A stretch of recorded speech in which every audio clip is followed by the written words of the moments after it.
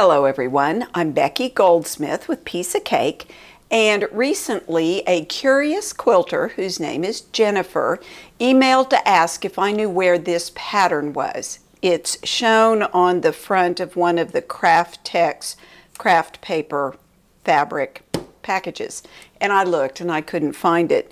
But you know, once I saw this, I realized that I actually wanted one too.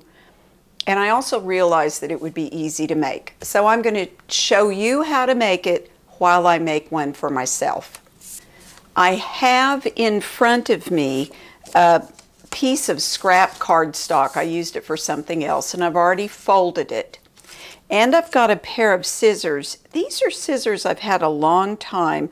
I don't use them much anymore, but they're nice to travel with for snipping small things when I don't want to risk losing my other scissors. What I'm doing is placing the center of the scissor along the fold. And the reason I want to do that is because I want both sides of the scissor case to be the same. So I'll cut my pattern out of this folded shape. I want the top to be biggish. And I want it to come around the outside of the scissors about like that. And then I'm going to want it to come down. You have to leave room for about an 1/8 inch seam allowance and then for the bulkiness of the scissor. So honestly, I may be a little close there. I think I'm going to back it out to here. And the same thing is true at the bottom. I want to leave room for a seam allowance and also enough room so that the point of the scissor doesn't shoot through the bottom of this. Once I get that drawn, I can refine the shape. I just want to round this out a little bit. You could use a compass or some other tool, but honestly, trust your drawing. It's not that hard. Then I'm going to take my paper scissors and cut this out on the drawn line. Now I can open this up and place this on top and see that, yeah, I think this is going to be a nice buffer around the outer edge of the scissor blades. So, nice. Now, the bottom of this pattern, see how there's this flat part that's right here, but it is the same shape as this. I have several scraps of kraft-tex, and I like all of these colors. I like all of them together.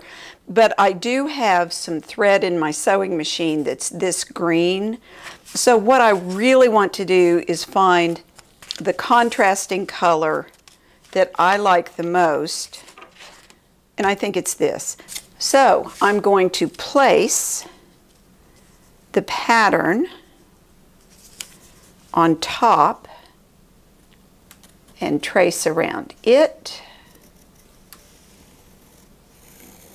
And I cut my pattern out of the English paper piecing paper, which is a lovely cardstock. If I was making a lot of these, I might cover this with the peel and stick laminate, but honestly it works really well just at this weight for this. When it comes to the top piece, we have choices. The original has this second piece ending right here, and that works. But it could as easily come a little higher up. It could even come much higher up to protect more of the scissor loops. So when I look at mine, I know I'm going to want to be able to grab the scissors pretty easily, but I do think I want more of the scissor encased. So I think I'm going to put mine right about here. I could do this with a ruler and measure down, but I can also fold that down, matching the center lines, my center folds. And then that tells me right about there and right about there is where I want to go. So I will trace this and cut it out and come right back. If you have pencil lines showing, you can go ahead and use your eraser and erase them before you go any farther. And then pair up the two shapes, and if you need to do any trimming, now is a good time to do that. And then, rather than pinning, I'm going to use Wonder Clips to hold my two shapes together, because pins will leave holes, and I don't want to have extra holes. Look at the way the original is made. Notice that it is stitched not just at the bottom, but all the way around the top. It's nice stay stitching there. And I'm going to do the same thing on my shape. I'm going to sew around using an 1/8 inch seam allowance. Let me take it to the sewing machine, and then I'll give you a look at how I measure that out. I wanted to point out that when I sew this sort of thing, I put my open toe embroidery foot on my machine and I move the needle over to the space that allows me to sew the size of the seam allowance that I want. In this case, I moved my needle over twice and I've got it set at 3.00 for my stitch length, and I use the inside edge of the foot to guide the cut edge of the shape as I sew through. And I take it slow, not quite that slow, but I'm trying to see around the camera. Just like that. When you get to a place that you need to pivot, make sure your needle is down and rotate.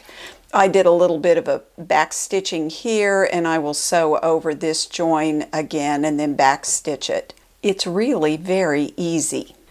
So here it is all sewn. Let's double check and see if it fits. Yes, yes it does, and that is really cute. Now, the kraft-tex is extraordinarily durable. It's very easy to sew. It's easy to cut. It comes in pretty colors.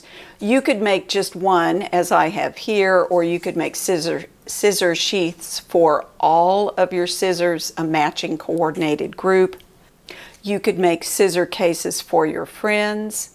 These would make really nice little gifts with or without the scissors. Remember that this is kraft-tex, and it is a particularly wonderful product for things just like this. So I hope you've enjoyed this tutorial, and I also hope you have many happy stitches. Thanks for watching.